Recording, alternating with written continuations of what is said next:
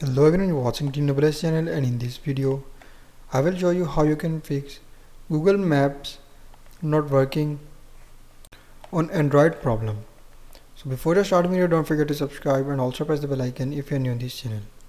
So if you're facing Google Maps problem on your Android mobile, simply first of all just open settings and then go to app settings and just follow every step carefully as I'm showing you in this video. Hope so this will fix your problem.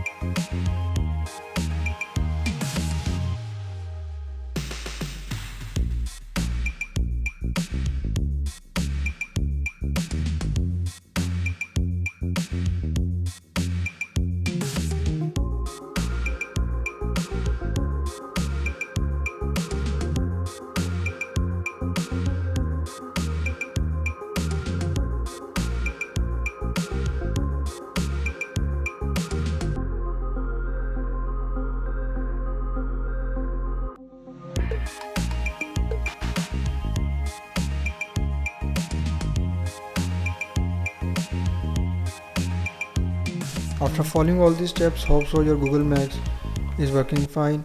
So just don't forget to like and subscribe Team Nobles channel. Thank you for watching.